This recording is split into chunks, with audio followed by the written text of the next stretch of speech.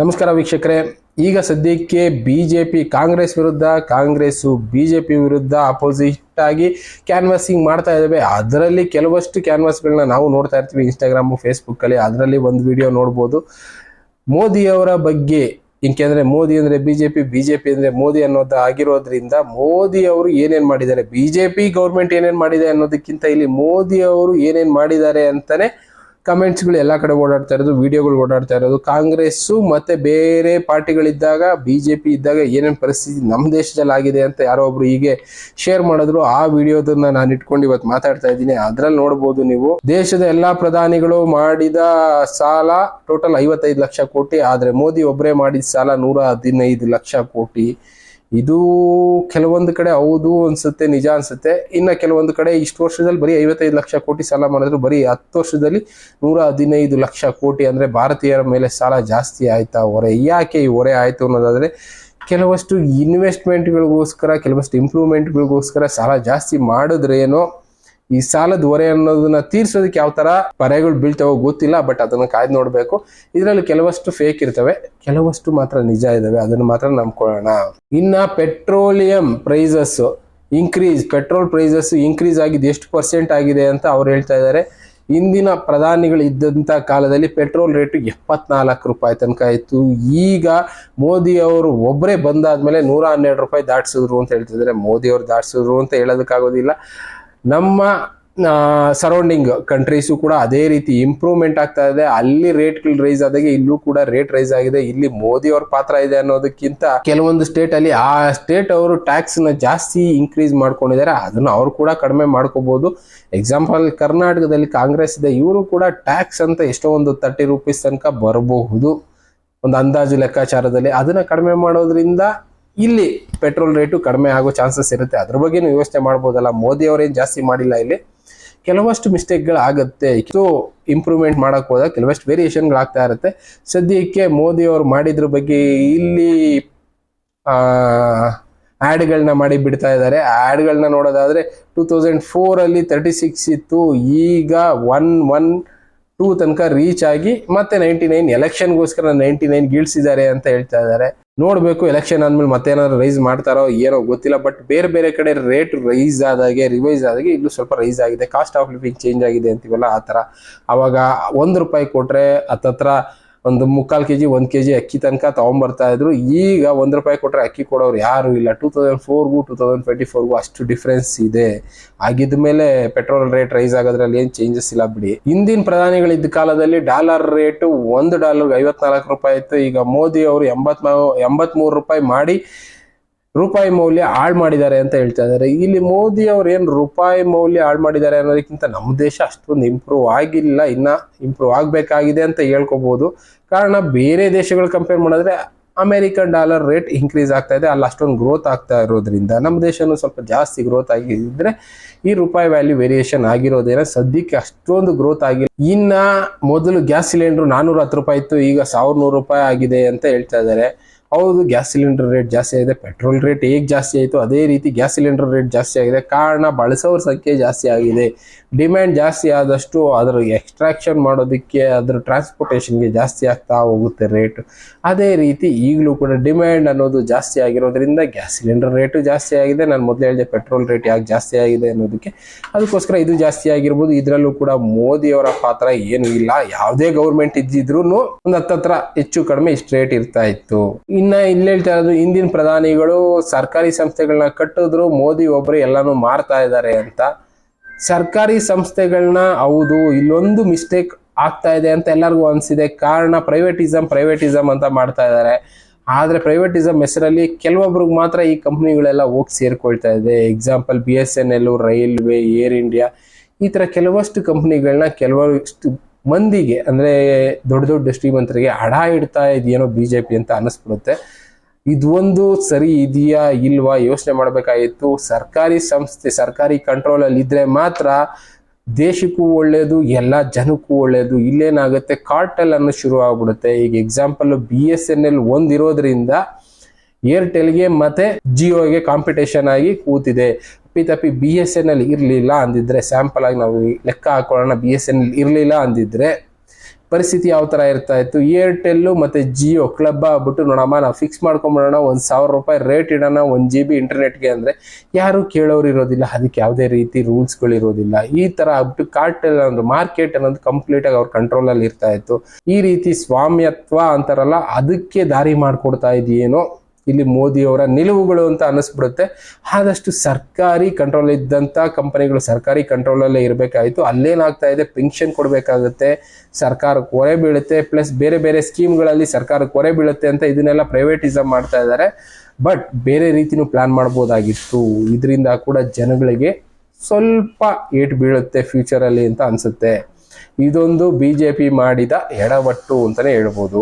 ಇನ್ನ ಅದ್ರ ನೆಕ್ಸ್ಟ್ ಇಂದಿನ ಪ್ರಧಾನಿಗಳು ಶ್ರೀಮಂತರಿಗೆ ಹೆಚ್ಚು ತೆರಿಗೆ ಹಾಕ್ತಿದ್ರು, ಮೋದಿ ಮಾತ್ರ ಶ್ರೀಮಂತರಿಗೆ ತೆರಿಗೆ ಕಡಿಮೆ ಮಾಡಿ ಬಡವರ GST ಜಾಸ್ತಿ ಮಾಡ್ತಿದ್ದಾರೆ.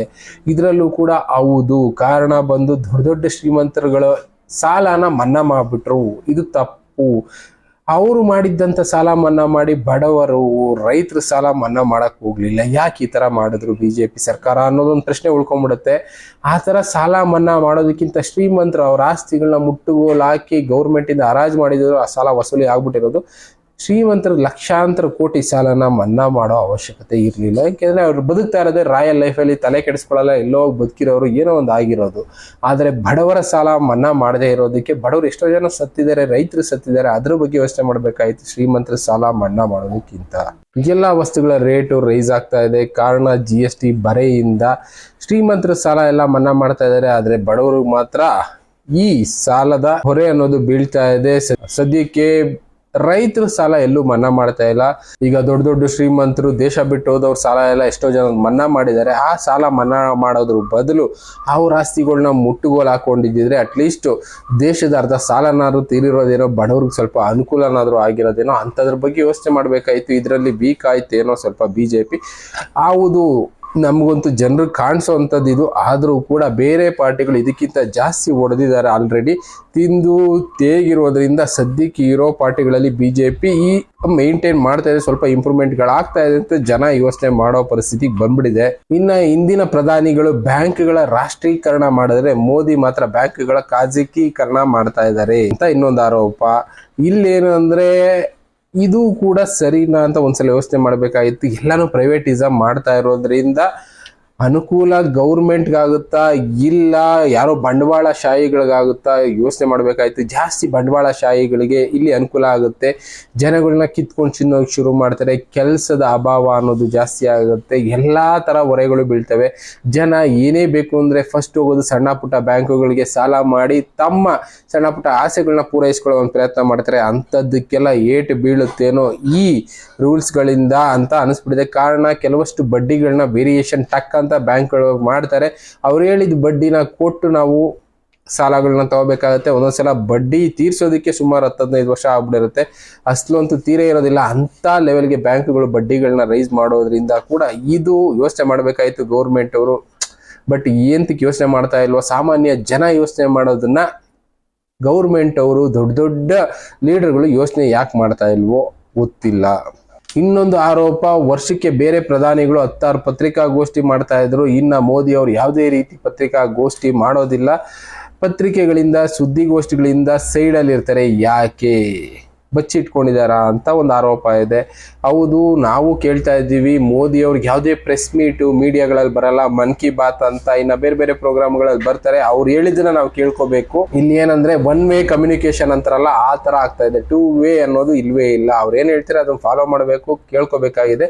ನಮ್ಮ ಅಭಿಪ್ರಾಯಗಳಿಗೆ ಸರಿಯಾದ ಉತ್ತರ ಅವ್ರ ಹತ್ರ ಸಿಗ್ತಾ ಇಲ್ಲ. ಏಂತಕ್ಕೆ ಈ ಕಾರಣ ಇಲ್ಲ, ಮೋದಿ ಅವರು ಯಾಕೆ ಬೇಕು ಮೀಡಿಯಾಗಳ ಕೈ ಸಿಕ್ಕಾಕೊಳ್ಳೋದು, ನನ್ನ ಕೆಲಸ ನಾ ಮಾಡ್ತಾ ಇರೋಣ ಅಂತ ಸೈಲೆಂಟ್ ಆಗಿದಾರ ಏನೋ? ನಿಜವಾಗ್ಲೂ ಈ ಪ್ರಶ್ನೆಗಳು ಹಾಗೆ ಉಳ್ಕೊಂಡ್ಬಿಡುತ್ತೆ, ಈ ಆರೋಪ ಹಾಗೆ ಉಳ್ಕೊಂಡ್ಬಿಡುತ್ತೆ. ಇದ್ರ ಬಗ್ಗೆನೂ ಸ್ವಲ್ಪ ಯೋಚನೆ ಮಾಡ್ಬೇಕಾಯ್ತು, ಮೀಡಿಯಾಗಳ ಜೊತೆ ಸ್ಪಂದಿಸ್ಬೇಕಾಯ್ತು. ಇದ್ರ ಬಗ್ಗೆನೂ ನಾವು ಕೇಳ್ಕೊಂಡಿದೀವಿ ಮೋದಿ ಅವ್ರು ಏನ್ ಹೇಳ್ತಾರೋ ನೋಡೋಣ. ಏನಂದ್ರೆ ಜನ ಏನ್ ಕೇಳ್ತಾ ಇರ್ತಾರೆ, ಜನಗಳ ಪತ್ರಗಳು ಬರೀತಾ ಇರ್ಬೇಕು, ನಮ್ಗೆ ಅನುಕೂಲ ಮಾಡ್ಕೊಡಿ, ಈಗ ಮಾಡಿ ಆಗ ಮಾಡಿ ಅಂತ. ಅವಾಗ ಮಾತ್ರ ಏನೋ ಒಂದು ಬದಲಾವಣೆ ಆಗುತ್ತೆ. ಸದ್ಯಕ್ಕೆ ಅಡ್ವಾನ್ಸ್ ಡಿಜಿಟಲ್ ಟೆಕ್ನಾಲಜಿ ಅಂದ್ಬಿಟ್ಟು ಟ್ವಿಟ್ಟರ್ ಬೇರೆ ಬೇರೆ ರೂಪದಲ್ಲಿ ಅವ್ರಿಗೆ ಮೇಲ್ಗಳು ರೂಪದಲ್ಲಿ ಹೋಗ್ತಾ ಇರ್ಬೋದು. ಬಟ್ ಆದ್ರೆ ಟೂ ವೇ ಕಮ್ಯುನಿಕೇಶನ್ ಇದ್ರೆ ತುಂಬಾ ಒಳ್ಳೇದು. ಬೇರೆ ಬೇರೆ ದೇಶದಲ್ಲಿ ಟೂ ವೇ ಕಮ್ಯುನಿಕೇಶನ್ ಇಟ್ಕೊಂಡಿರೋದ್ರಿಂದನೇ ಜಾಸ್ತಿ ಇಂಪ್ರೂವ್ಮೆಂಟ್ ಆಗುತ್ತೆ. ನಮ್ಮ ದೇಶದಲ್ಲಿ ಅಂತ ಟೂ ವೇ ಕಮ್ಯುನಿಕೇಶನ್ ಅನ್ನೋದು ಇಲ್ಲ ಸದ್ಯಕ್ಕಿರುವಂತ ಪರಿಸ್ಥಿತಿನಲ್ಲಿ. ಹಿಂದಿನ ಪ್ರಧಾನಿಗಳು ನೆರೆಹೊರೆ ದೇಶಗಳಿಗೆ ಖಡಕ್ ಎಚ್ಚರಿಕೆ ಕೊಟ್ಟಿದ್ರು, ಮೋದಿ ಮಾತ್ರ ಚೀನಾ ಹೆಸರೆತ್ತಲಾಗದೆ ಎದುರುಕೊಂಡಿದ್ದಾರೆ. ಇದು ಸುಳ್ಳು ಆರೋಪ ಅಂತ ಹೇಳ್ಬೋದು. ಸದ್ಯಕ್ಕೆ ಚೀನಾಗೆ ಅಪೋಸ್ ಕೊಡ್ತಾ ಇರೋದು ಪ್ಲಸ್ ಪಾಕಿಸ್ತಾನಕ್ಕೆ ಅಪೋಸ್ ಕೊಡ್ತಾ ಇರೋದಕ್ಕೆ ಇವ್ರ ಹೆಸರು ತುಂಬಾನೇ ಹೈಲೈಟ್ ಆಗಿದೆ. ಇನ್ನು ಆರ್ಟಿಕಲ್ 370 ರದ್ದು ಮಾಡಿದಾಗ ಚೀನಾ ದಾಳಿನೂ ಆಗ್ಬೋದಾಯ್ತು, ಪಾಕಿಸ್ತಾನ ದಾಳಿನೂ ಮಾಡ್ಬೋದಾಯ್ತು. ಎಲ್ಲದಕ್ಕೂ ಎದುರ್ಕೊಳ್ದೆ ತಲೆ ಕೆಡಿಸ್ಕೊಳ್ದೆ ಈ ಸಡನ್ ಡಿಸಿಷನ್ ತಗೊಂಡಿದ್ರಿಂದ ಇವತ್ತು ಈ ಕಂಡೀಷನ್ ಅಲ್ಲಿ ನಮ್ ದೇಶ ಇದೆ. ಇದಕ್ಕೆಲ್ಲ ಸಾಕ್ಷಿ ಇರೋದ್ರಿಂದ ಇದು ಕೆಲವೊಂದು ಸುಳ್ಳು ಆರೋಪಗಳು ಇರುತ್ತೆ, ಕೆಲವೊಂದು ನಿಜ ಆರೋಪಗಳು ಇರುತ್ತೆ. ಅಂತದನ್ನ ಒಪ್ಕೋಬೇಕಾಗತ್ತೆ, ಸರಿ ಮಾಡ್ಕೋಬೇಕಾಗತ್ತೆ. ಅವಾಗ ಮಾತ್ರ ಒಳ್ಳೆ ಸರ್ಕಾರ, ಒಳ್ಳೆ ಲೀಡರು ಅನ್ನೋರು ಇರ್ತಾರೆ. ಹಿಂದಿನ ಹಳೆ ಪ್ರಧಾನಿಗಳು ಇಲ್ಲಿ ಏನ್ ಹೇಳ್ತಾರೆ ಅಂದ್ರೆ ವಿಜ್ಞಾನ ತಂತ್ರಜ್ಞಾನ ಬೆಳೆಸಿದ್ರು.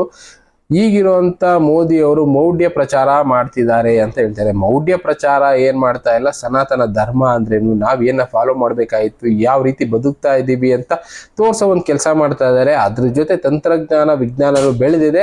ಇದು ಒಂದು ಸಣ್ಣ ಆರೋಪನೆ ಹೊರತು ಇಲ್ಲಿ ಯಾವುದೇ ರೀತಿ ಪ್ರೂಫ್ಗಳು ಅನ್ನೋದು ನಿಜ ಅನ್ನೋದು ಇಲ್ಲ ಅಂತ ಕಾಣಿಸುತ್ತೆ. ಕಾರಣ ಚಂದ್ರಯಾನ ಆಗಿರ್ಬೋದು, ಇನ್ನ ಬೇರೆ ಬೇರೆ ತಂತ್ರಜ್ಞಾನ ಆಗಿರ್ಬೋದು, ನಮ್ಮ ದೇಶದಲ್ಲಿ ಬಿಜೆಪಿ ಬಂದ್ಮೇಲೆ ಸ್ವಲ್ಪ ಇಂಪ್ರೂವ್ಮೆಂಟ್ ಜಾಸ್ತಿ ಆಗ್ತಾ ಇದೆ. ಅದರಲ್ಲೂ ಡಿಜಿಟಲೈಸೇಷನ್ ಜಾಸ್ತಿ ಆಗ್ತಾ ಇದೆ. ಜನ ಮೊಬೈಲ್ ಇಂದ ಅಮೌಂಟ್ ಟ್ರಾನ್ಸ್ಫರ್ ಮಾಡೋದಕ್ಕೆ ಶುರು ಮಾಡಿದ್ರು. ಇದರಿಂದ ಬ್ಲಾಕ್ ಮನಿ ಅನ್ನೋದು ಸ್ವಲ್ಪ ಕಡಿಮೆ ಆಗ್ತಾ ಬರ್ತಾ ಇದೆ ಅಂತ ಎಲ್ಲರಿಗೂ ಗೊತ್ತು. ಈ ತರದಕ್ಕೆ ಇಂಪ್ರೂವ್ಮೆಂಟ್ ಮಾಡಿರೋದ್ರಿಂದ ಇದು ಕೂಡ ಒಂದು ಸುಳ್ಳು ಆರೋಪ. ಕೆಲವಷ್ಟು ಆರೋಪಗಳು ನಿಜ ಅಂತ ನಾನು ಹೇಳಿದ್ನಲ್ಲ ಮೊದಲೇ.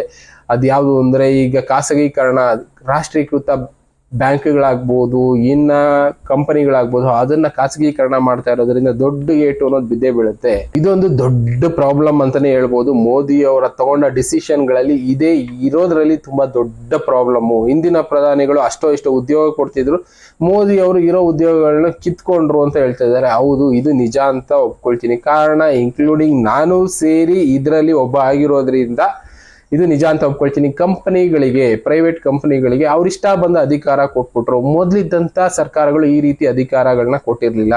ಯಾವುದೇ ಆಗಲಿ ಜನರಿಗೆ ಏನ್ ಬೇಕು ಫಸ್ಟ್ ಅದನ್ನ ಪ್ಲಾನ್ ಮಾಡಿ ಆಮೇಲೆ ಕಂಪನಿಗಳು ಉದ್ಧಾರ ಪ್ರಾಫಿಟ್ ಅದನ್ನೆಲ್ಲ ಯೋಚನೆ ಮಾಡಿ ಅನ್ನೋರು. ಈಗ ಆತರ ಇಲ್ಲ.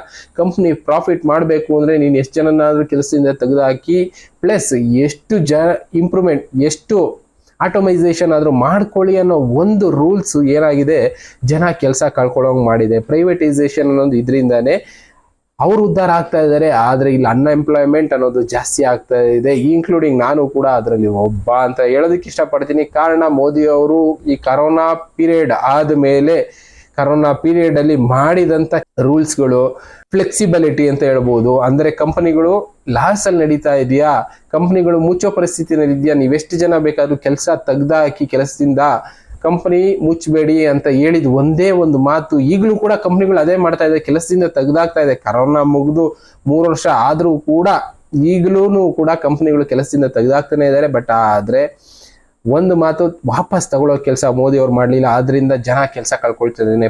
ಪ್ರೈವೇಟ್ ಕಂಪ್ನಿಗಳು ಆಟೋಮೈಸೇಷನ್ ಅನ್ನೋದಕ್ಕೆ ಜಾಸ್ತಿ ಇಂಪ್ರೂವ್ಮೆಂಟ್ ಮಾಡ್ತಾ ಇದ್ದಾರೆ. ಅದರಲ್ಲೂ ನಮ್ಮ ದೇಶದಲ್ಲಿ ಜನಸಂಖ್ಯೆ ಜಾಸ್ತಿ ಇದೆ, ಇಲ್ಲಿ ಆಟೋಮೈಸೇಷನ್ ಅನ್ನೋದು ಅಷ್ಟೊಂದು ಇಟ್ಕೋಬಾರ್ದು ಲೆಕ್ಕಕ್ಕೆ. ಆದ್ರೆ ಇಲ್ಲೇನ್ ಮಾಡ್ತಾ ಇದ್ದಾರೆ, ಆಟೋಮೈಸೇಷನ್ ಅನ್ನೋದನ್ನ ಮಾಡ್ಕೊಂಡು 10 ಜನ ಮಾಡೋ ಕೆಲಸನ ಒಂದು ಮಿಷಿನ್ ಕೈಲಿ ಮಾಡಿಸ್ತೀವಿ, ನಾವು ಜನಕ್ಕೆ ಸಂಬಳ ಕೊಡೋದಿಲ್ಲ, ಮಿಷಿನ್ ಮೇಲೆ ಇನ್ವೆಸ್ಟ್ ಮಾಡ್ತೀವಿ ಅನ್ನೋ ಟೆಕ್ನಾಲಜಿಗಳನ್ನ ಇಲ್ಲಿ ಅಡಾಪ್ಟ್ ಮಾಡ್ಕೊಳ್ತಾ ಇದ್ದಾರೆ. ಇದರಿಂದ ಅನ್ಎಂಪ್ಲಾಯ್ಮೆಂಟ್ ಅನ್ನೋದು ಕ್ರಿಯೇಟ್ ಆಗ್ತಾ ಇರೋದಂತೂ ನಿಜ. ಇದು ಬಿಜೆಪಿ ಸರ್ಕಾರ ಮಾಡಿರೋ ಕೆಲಸಗಳಲ್ಲಿ ದೊಡ್ಡ ಮಿಸ್ಟೇಕು ಅಂತಾನೆ ಹೇಳೋದಕ್ಕೆ ಇಷ್ಟಪಡ್ತೀನಿ. ಇದು ಒಂದ್ರಿಂದ ಎಷ್ಟೋ ಜನ ಕೆಲಸ ಕಳ್ಕೊಂಡಿದ್ದಾರೆ. ಈಗಲೂ ಕೂಡ ಏನೇನೋ ಕೆಲಸಗಳು ಮಾಡ್ಕೊಂಡು ಬದುಕ್ತಾ ಇದ್ದಾರೆ, ಬೇರೆ ಬೇರೆ ದೇಶಕ್ಕೆ ವಲಸೆ ಹೋಗ್ತಾ ಇದ್ದಾರೆ. ಎಲ್ಲದಕ್ಕೂ ಕಾರಣ ಬಿಜೆಪಿ ಸರ್ಕಾರನೇ.